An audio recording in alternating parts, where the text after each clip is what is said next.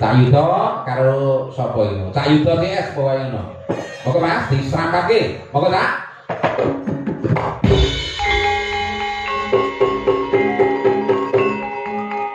Yo yo yo yo.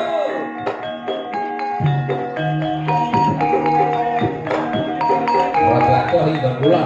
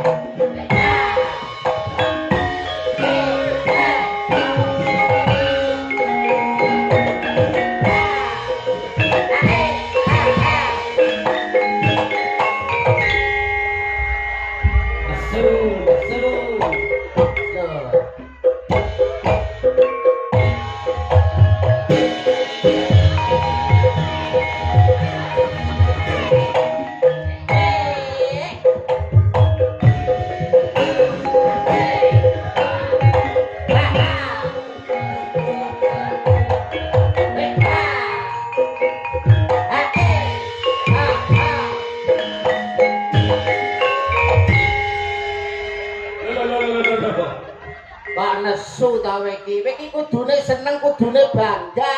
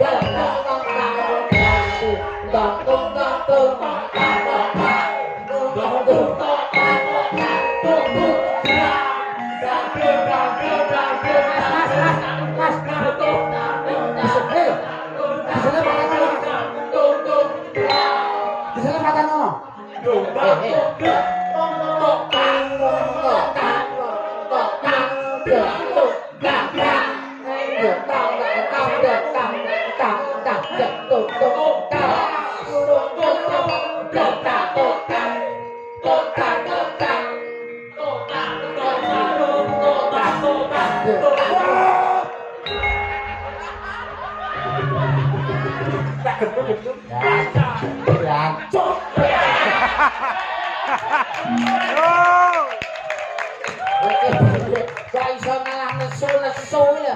Ora nesu piye? Ora nesu piye ta wong kanca-kanca ki seneng naburi kowe kok malah kowe nesu. Ora kok arep naburi seneng ora. Lah apa arep mateni aku? Lah kok iso arep mateni kowe lho. Wong ronggongan wis mengke-mengke sampe 5 iki. Lah kowe kan kudune ya seneng wong ditambahi lho. Wong mangan sithik ditambahi seneng. Duwe sithik tambahi seneng. Lah kowe joget sithik tambahi kan kudune ya seneng ta kowe iki. Ya ndang bongko kuwi. Kok ndang bongko. Ayo njaluk ngapura karo kanca-kanca. Kanca-kanca. Ngapura nggih. Ada somo ngono ki lho modelmu kok. Ayo kene mundur kene. Aimu. Wong nesu wong njaluk ngapura kok ngelokne iki lho. Nek njaluk ngapura ya njaluk ngapura ora oleh nesu. Inau lho, ha. Maasobirin. Wong sabar ditresnani Gusti Allah. Kene ya paham ngono lho kowe. Paham ngene ora oleh nesu. Ora. Nggih. Wilujeng dalu bojange. Wilujeng dalu Cak Yuda. Alhamdulillah wa syukurillah dalu punika saged kepanggih wonten ing desa ingkang tangine awan. Kok iso? Karipan Koripan. Oh Koripan nggih.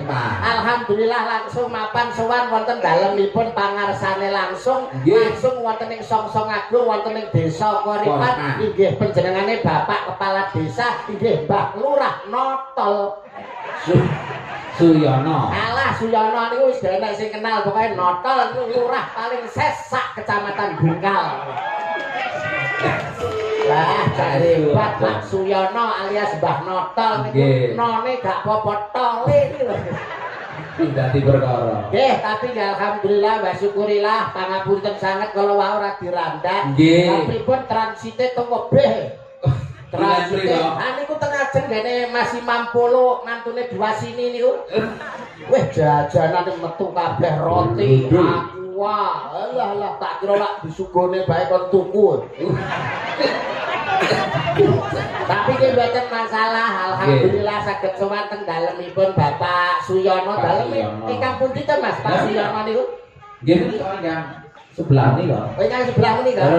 Wah. Asma kinarya Japa. Suyono. Su ki tegese sugih bondo donya ora dienggo dhewe, tapi dimanfaatne kanggo kabeh para wargane. Nah, leres. Iya. Ya iki kepala desa sing kena kanggo patuladan kanggo keluarga lan para wargane. Lho Mbak Lurah, tulodo lho sesuk iki. Nata bale wisma, nata keluarga, nata masyarakat dilandasi welas asih lan kebak katresnan. Mbah Suyono, lurah nggon kowe kula terjemahne sae ngeten iki, medhun kula diamplopi sak yuta. Asli karena Mbah Koripan ya mbuh ora ya. Nika usih sore pun teko. Lah pripun? Sapa masih dari pelawai? Cak Yuda karo Cak Trondol. Mondol enggak? Cak Trondol. Niki namine Cak Notol. Sampe Cak sampe liru, Cak Doboy. Cak Mondol niki. Sampeyan tak dereng pirsa to Cak Mondol niku sinten? Dereng. Cak Mondol niku asline adalah seorang CEO yang lagi menyamar sebagai seorang dagelan. Ini adalah CEO PT Laguna. Bergerak dalam bidang tusuk gigi. Masuk bidang tusuk gigi. Niki Mas Mondol. Alhamdulillah iso sowan neteng dalemipun Bapak Suyono. Anggenipun panjenengane netepi darmaning sepuh. darmane wong tuwa wonten telu. Napa Siji mawon? paring asma sing apik kanggo Nggih. putrane, sing Terus. loro minterke utawa nyekolahne, sing Nggih. nomor telu nikahke lamun wis dewasa. Dewasa. Pun sah anggenipun dados tiyang sepuh netepi Nggih. darmane wong tuwa telune wis diatur. Lunas wajibe tak yuda. Lunas, wah sak pernane hiburan tontonan iki lho diundang kabeh karo Pak Suyono. Bak umum. Tayub ora trima sedina sewengi. Urung campur sarine. Campur sari. Karo Mbah Noto iki nek karo kaya kanca kentel. Masa lho kanca ngene to. Ha ngene. Masa iya lah biyen tapi Biyen niku. nalika nom-nomane Sanipun ngeten. Alhamdulillah. Nggih mun ngeten. Lho anu salat Ember maksudnya. malah nemen sama niku kok. Mboten Pak Suyono niku kagem contoh anak putu, kagem contoh sedaya para warga netepi darmaning sepuh namung nderek ndedonga. Mugi-mugi anggenipun mangun samadyaning bebrayan agung panjenengane Mas Hafid kalian Mbak Afin dados keluarga ingkang sakinah mawaddah lan warahmah Allahumma Amin. pikantuk momongan soleh-solehah Allahumma Amin. gunane tumrap nusa bangsa lan agama Allahumma Amin. iki lho kanthi barokallahu laka wa baraka alaika wa jabah bainakum fil khair mugi-mugi rumah tanggane kebak barokah lan dicedhake marang wong-wong kang sing apik utawa sing becik iki sing penting Mas Mandal ya ta Iya, sing penting iki ndongakne manten ngono kuwi. tapi apa ya iso donga kaya aku ngene iki Yo iso nyapo, anggo basa Arab ngono to. Kok kira aku ora iso. wong kowe ya kembarane Pak Lurah ya Iso kowe jenenge yo meh padha lho Pak Lurah Pak sapa mau tak notol. lah kowe Nondol. lho meh padha ngono lho berarti ya iso kowe Iso. tutur-tutur kanggo temanten kok ora awake dhewe iki ngguroni ora nek awake dhewe iki sharing apa ta awake dhewe iki melu ndonga kanggo temanten saklorone ora ana lupute ya ora ayo coba kowe ndonga kanggo temanten Mas Hafid karo Mbak iki Alvin Mbak Mbak Nasya Nasya. Mugi-mugi teman-teman kalih kula dongaaken. Bismillahirrahmanirrahim. Bismika Allahumma ahya wa bismika. iki dadi cangkem apa to jane he Mas Ponorogo Pono ki ngerti raga kiamat mulat sarira han rasa wani ngerti ning awake dhewe godane para alim ulama gedunge para kiai lho kowe kok iso ngucap tembung ndonga kok bleset ki Lah saiki padha basa Arab koyo awakmu. piye jajal alon to piye lek ndonga ki lho Rungokno to. Bismillahirrahmanirrahim. Bismika Allahumma ahya wa bismika amut. he cah kucluk cah gendeng cah pekok kuwi ngono donga kanggo turu ya ampun donga kanggo turu Bocah gendeng, bocah kutruk, bocah tekok. Manten nek kandang turu kapan metenge.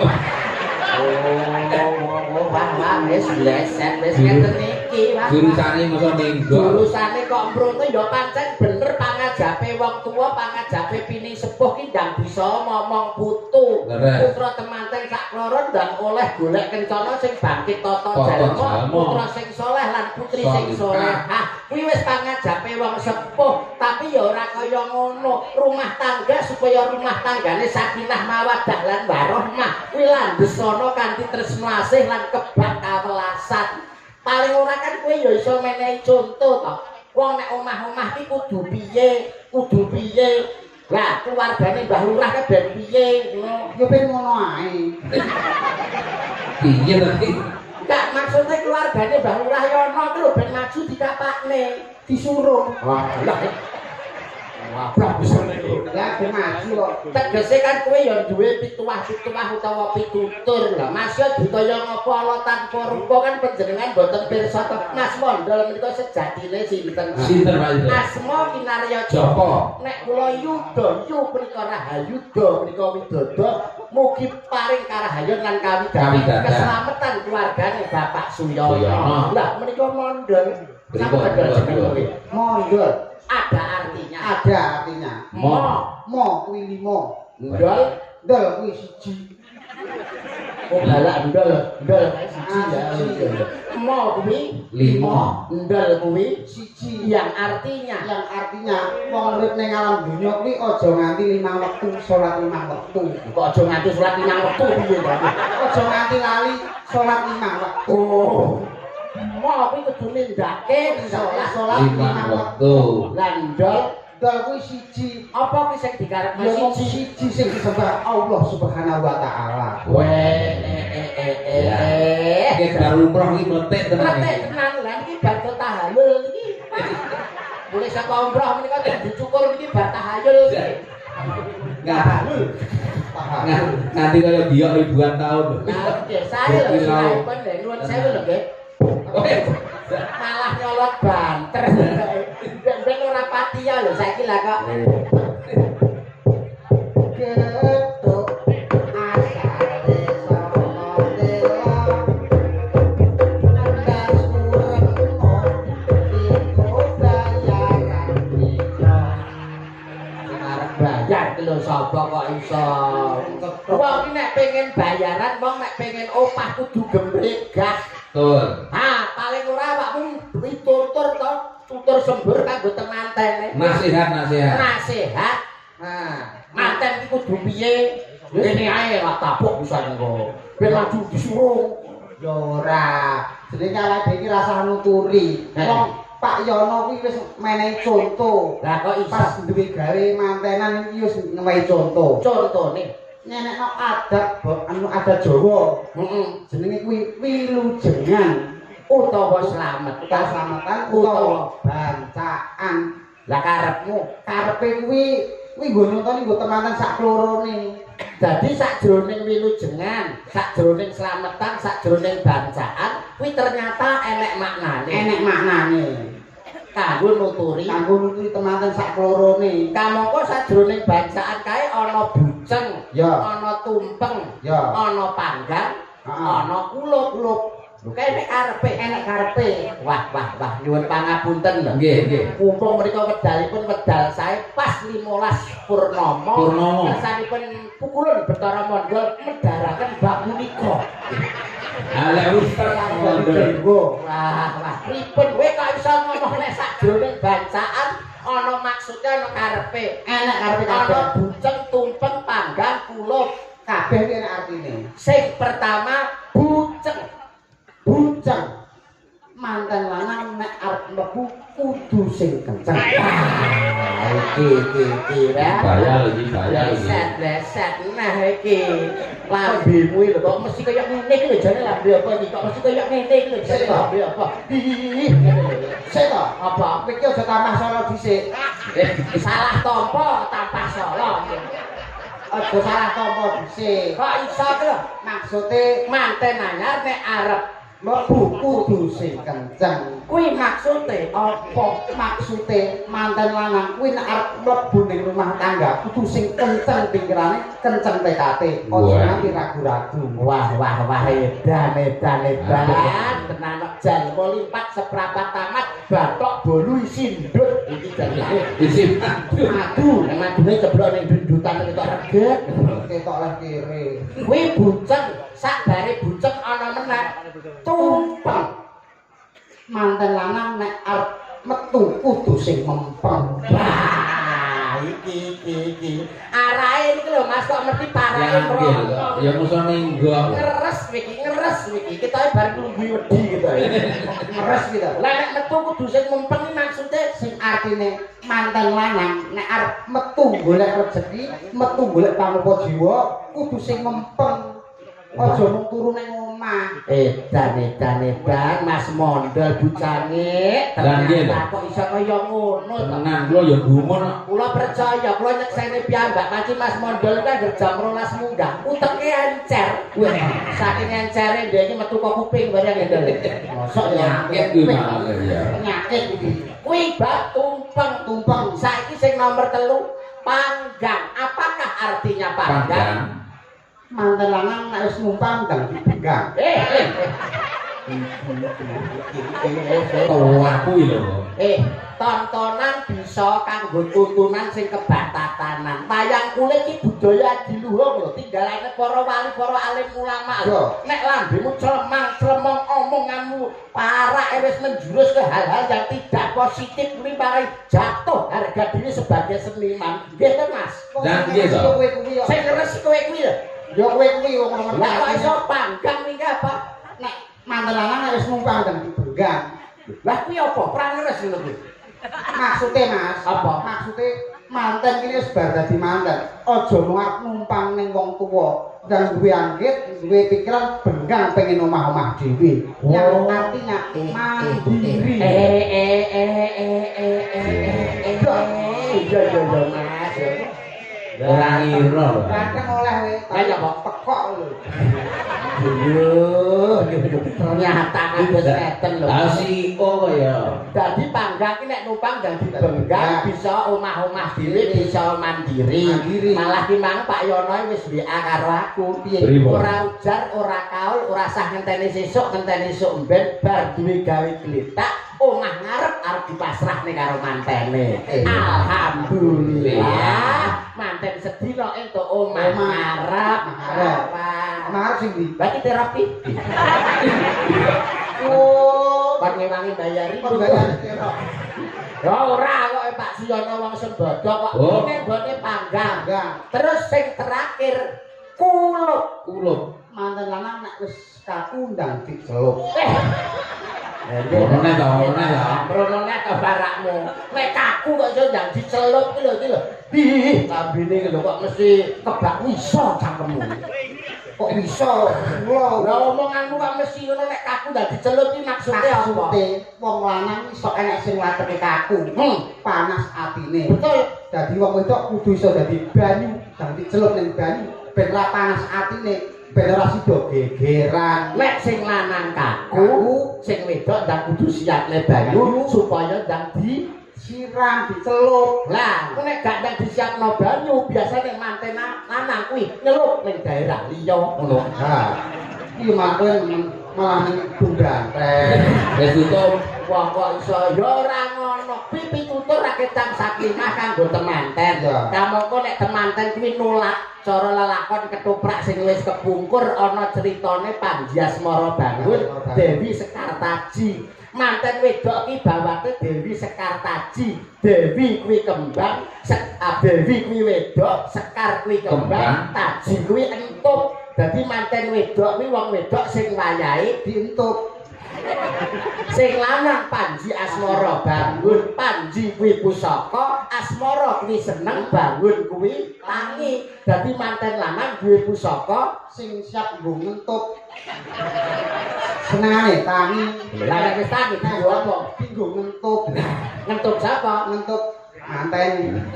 Manten itu. Lah, berarti kan wis awake dhewe nglesakna anake pitutur, awake dhewe tetembangan diaturke kanggo para sing kepareng pinarak lenggah, mumpung disiapne lho Widowati sing sakmono asih. Iya. Ses kabeh iki. Ora iki pilihane Pak Suyono kabeh, pokok sing gak iso nayup. Ah, minggat. Oh, sing gak iso ngayup Ot-ot. Odor pokoke, odor. ambek odol. Nah, kowe